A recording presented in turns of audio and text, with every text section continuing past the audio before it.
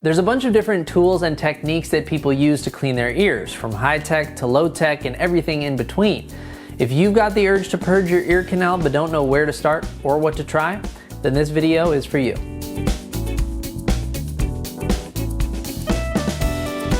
Lucky for you, I won't be giving any medical advice today because I've got a real ear, nose, and throat doctor to do that for me. Because wax consistency for everybody is different, and the scenario that causes that individual to have wax buildup is also different, that not every mode of treatment is going to work for everybody. Before we get into the different techniques, there are some people who probably should not be attempting to clean their own ears with some of these tools.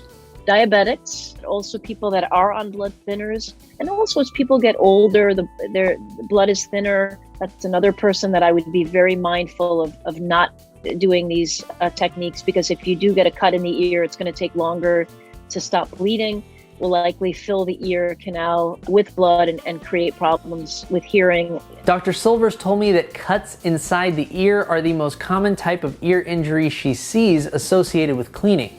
So whatever method you choose, be gentle and proceed at your own risk. If you want to skip ahead to hear about a specific product, I'll put some timestamps in the description. Now, let's get right into it with the controversial cotton swab. It's advised not to use them in general because Q-tips can cause damage if they're pushed in too far. The glands that make wax tend to be in the outer third of the canal. And so typically when we as ear, nose, and throats, or even primary cares, see wax that's been pushed down to the level of the eardrum, then we know that somebody's been using Q-tips and pushing wax in. I've had 2 patients in my 22-year history of practicing answer the telephone with a Q-tip in their ear and cause significant trauma to the eardrum and the bones in the middle ear. The cotton tip could also come off and get lodged in your ear, which does not sound like fun. I will tell you personally, I use Q-tips. I use them on an almost daily basis. I'm ultra careful when I use them. And it's just in general my advice that if you do use them, you want to be careful. Obviously not walk around with a Q-tip sticking out of your ear because people can forget. And if you are a wax builder, if you tend to build up a lot of earwax, you should not use them because all you're going to do is act to force wax in further. Another much discussed yet controversial technique is called ear candling. Ear candling involves placing hollow candles in the ear and lighting them. Proponents of the technique say it warms up earwax and creates a vacuum that pulls it out of the ear.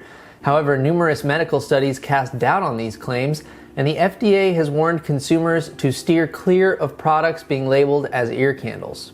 I see people that fail the candling, that have, for example, wax left behind from ear candling. Now, when you search for ear cleaning kits online, Debrox often comes up and claims to be, quote, #1 doctor and pharmacist recommended. Debrox is basically hydrogen peroxide, and it's something that many of us use in our offices. For example, if I have a patient who has difficult wax to remove, I'll either put hydrogen peroxide or mineral oil in the patient's ear to soften the wax to make it easier to either flush out or suction out. For people that do tend to build wax, there are kits that you can buy. These things are readily available over the counter. My only advice is to proceed with caution. If you're searching for ear cleaning kits, you'll also probably see a variety of spray bottles with attachments meant for irrigation. I'm sorry about that one.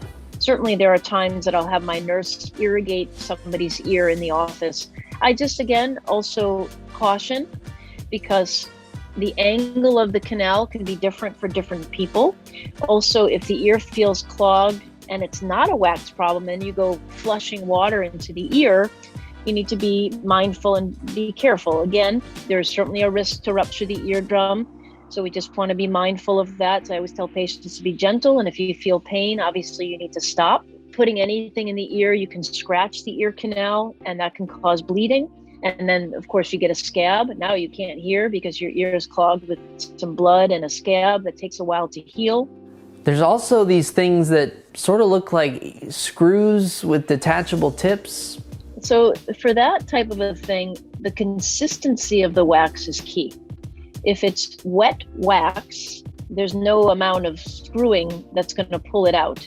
If it's a harder piece of wax, you just want to be mindful that act is actually a pushing motion and can actually push the wax in further. So personally, I would probably shy against that.